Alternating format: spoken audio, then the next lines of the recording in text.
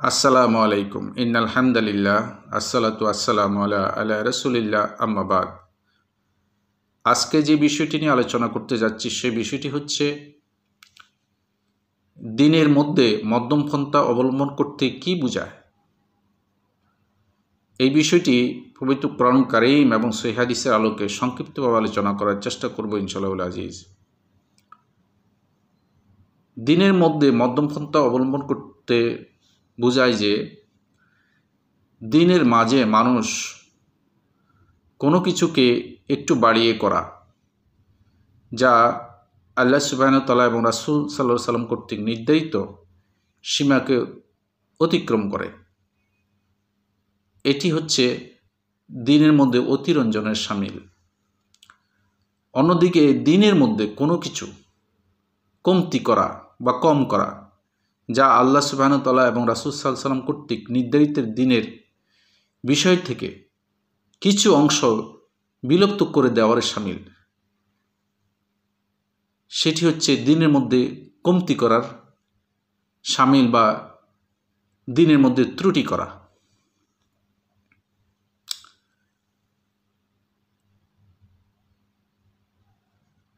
দিনের মধ্যে মধ্যমপন্থা অবলম্বন করার অর্থ যে রাসূল সাল্লাল্লাহু আলাইহি সাল্লামের যে জীবন আদর্শ বা জীবনীকে অনুসরণ করাকেই বোঝায়। এখন রাসূল সাল্লাল্লাহু আলাইহি সাল্লামের জীবন আদর্শকে কেউ যদি অতিক্রম করে ফেলে, তাহলে সেটি দিনের মধ্যে বা দিনের ভিতর অতিরঞ্জনের শামিল। অনুরূপভাবে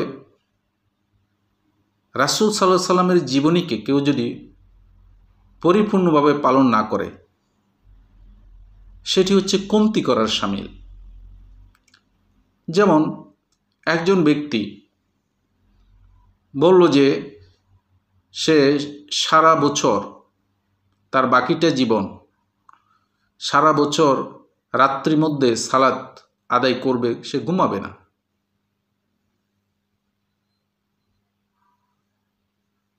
সে এটা মনে করলো যে সালাত অন্যতম একটি ইবাদত এবং সেই সালাতের মধ্যেই আজীবন যে বেঁচে থাকবে, পুরো রাত্রিতে সে সালাত আদায় করে করে তার বাকি জীবনটা পার করবে। এই ব্যক্তির ক্ষেত্রে এই কথাই বলা যায় যে সে দিনের মধ্যে বাড়াবাড়ি করল।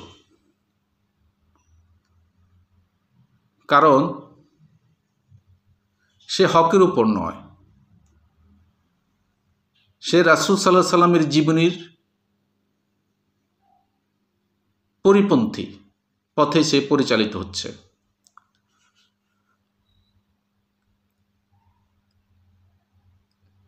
এরকম একটি ঘটনা রাসূল সাল্লাল্লাহু আলাইহি সাল্লামের জীবনে ঘটেছিল। তিনজন ব্যক্তি একত্রিত হয়ে প্রথম ব্যক্তি বলল যে আমি সারা বছর রাত্রিতে তাহাজ্জুদ নামাজ পড়ে রাত্রি পার করব, ঘুমাবো না। দ্বিতীয়জন বলল আমি সারা বছর সওম রাখব, কখনো সওম ছাড়ব না। তৃতীয়জন বলল আমি কখনো বিয়েই করব না। এই সংবাদটি যখন রাসূল সাল্লাল্লাহু আলাইহি সাল্লামের কাছে পৌঁছল, তখন রাসূল সাল্লাল্লাহু আলাইহি সাল্লাম বললেন, এমন একটি দল আছে, তাদের কি হয়েছে যে তারা এরূপ বলে, অথচ আমি সিয়াম রাখি এবং সিয়াম ছাড়ি, আমি কিয়াম করি এবং ঘুমাই, আমি আমার স্ত্রীদের সাথে মিলিত হই, এটি আমার সুন্নাত। সুতরাং যেই ব্যক্তি বা যে কেউ যদি আমার সুন্নাত থেকে বিমুখ হয়, সে আমার উম্মতের অন্তর্ভুক্ত নয়। রাসূল সাল্লাল্লাহু আলাইহি সাল্লাম এই তিন ব্যক্তির সাথে তার সম্পর্ক ছিন্ন করার কথা ঘোষণা করলেন, কারণ তাদের সালাত আদায় করা না করা, সিয়াম পালন করা না করা, বিয়ে করা না করা, এর মাধ্যমে প্রকারান্তরে তারা রাসূল সাল্লাল্লাহু আলাইহি সাল্লামের সুন্নাতকে প্রত্যাখ্যান করেছিল।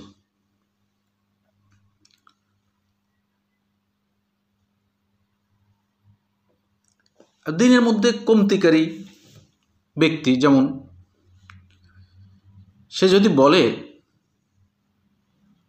আমি শুধু ফরজ ইবাদত ছাড়া, ফরজ নামাজ ছাড়া কোনো নফল নামাজ আদায় করব না, এমনকি সে ফরজ নামাজের ক্ষেত্রে ত্রুটি করে,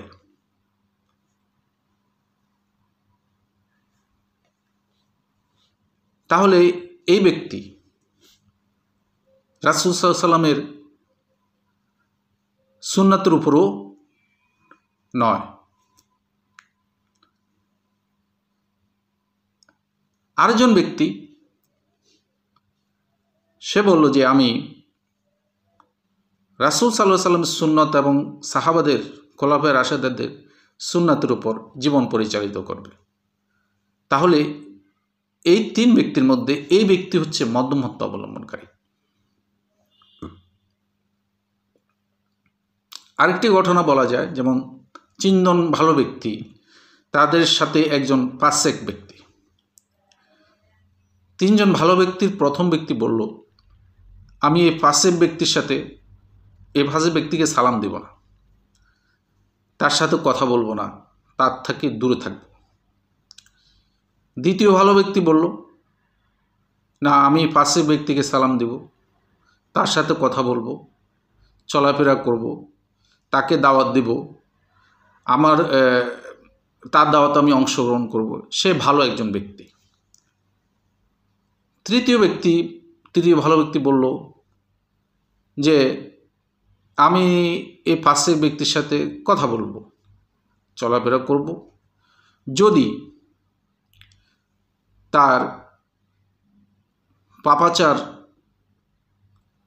বন্ধ করার জন্য যদি তার সাথে কথা বলা বর্জন করতে হয় তা আমি করব, তার পাপকে আমি ঘৃণা করব, তাকে নয়।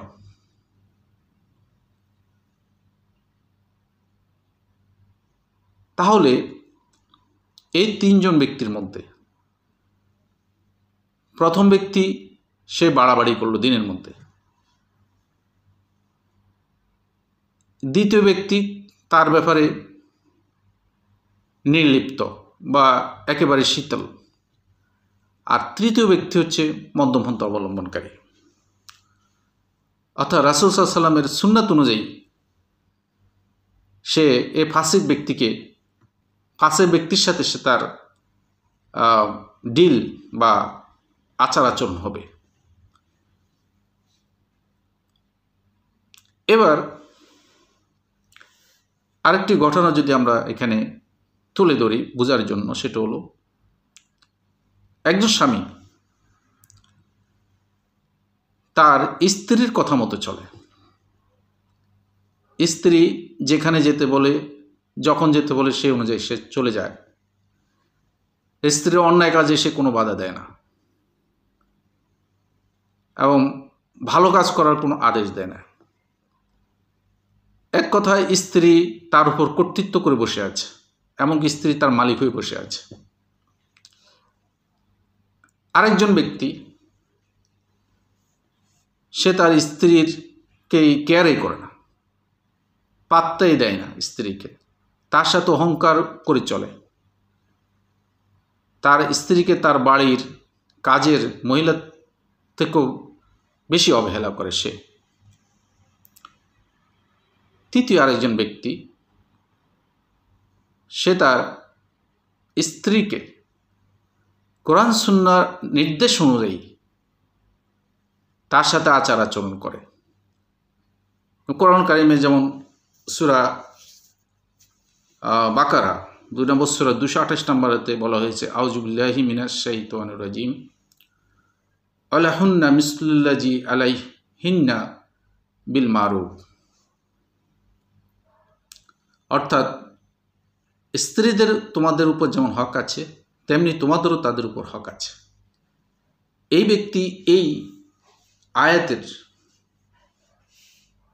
মর্ম অনুযায়ী সে তার স্ত্রীর সাথে আচার আচরণ করে। স্ত্রীর ভালো কাজে সে তাকে বাহাবা দেয়, অন্যায় কাজ করতে গেলে স্ত্রীকে সে বাধা দেয়, বারণ করে। সেই স্ত্রীর কোনো চরিত্রে যদি সে অখুশি হয় কোনো কারণে, অন্য একটি গুণের মাধ্যমে সে সন্তুষ্ট হয়ে যায়।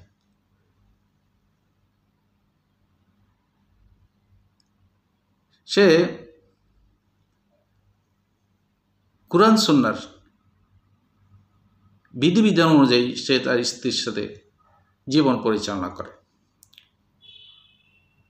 এই তিন ব্যক্তির মধ্যে প্রথম ব্যক্তি হচ্ছে একেবারে শিথিল একজন ব্যক্তি, দিনের ব্যাপারে বলা চলে নির্লিপ্ত। দ্বিতীয় ব্যক্তি হচ্ছে একেবারে দিনের ব্যাপারে সে বাড়াবাড়ি, অতিরঞ্জন করেছে। আর তৃতীয় ব্যক্তি হচ্ছে দিনের মধ্যে মধ্যম পন্থা অবলম্বন করেছে, বাড়াবাড়িও করে নাই, কমতিও করে নাই, ত্রুটিকারীও নয় সে। এইভাবে কোরআন সুন্নায় নির্ধারিত যে ইবাদত এবং আমলগুলো আছে সেগুলো রাসূল সাল্লাল্লাহু আলাইহি সাল্লাম এবং সাহাবাদের চরিত্র অনুসারে বা আচার আচরণ অনুসারে তাদের অনুশীলনের দৃষ্টিভঙ্গিতে যদি এই আমল এবং ইবাদতগুলো করা হয় তাহলে সেটি হচ্ছে দিনের মধ্যে মধ্যম পন্থা অবলম্বন করারই মতো বা শামিল। সুতরাং আমরা কেউ দিনের মধ্যে যেন বাড়াবাড়ি না করি, আবার কোনোভাবে যেন কমতিও না করি। অর্থাৎ রাসূল সাল্লাল্লাহু আলাইহি সাল্লাম যেভাবে দিন আমাদেরকে শিখিয়ে গিয়েছেন, সাহাবারা যেভাবে আমাদেরকে দেখিয়ে দিয়ে গেছেন, দিনের বিষয়গুলো কিভাবে জীবনে প্রয়োগ করতে হবে, পরিপালন করতে হবে, সেভাবে যদি আমরা পরিপালন করি সেটি হচ্ছে দিনের মধ্যে মধ্যম পন্থা অবলম্বন। এর বেশি হলে সেটা হবে অতিরঞ্জন, আর এর কম হলে সেটা হবে দিনের মধ্যে ত্রুটি করা বা কমতি করা। আল্লাহ সুবহানাহু ওয়া তাআলা আমাদেরকে দিনের মধ্যে মধ্যম পন্থা অবলম্বন করে চলার তৌফিক দান করুক। আমিন সুম্মা আমিন।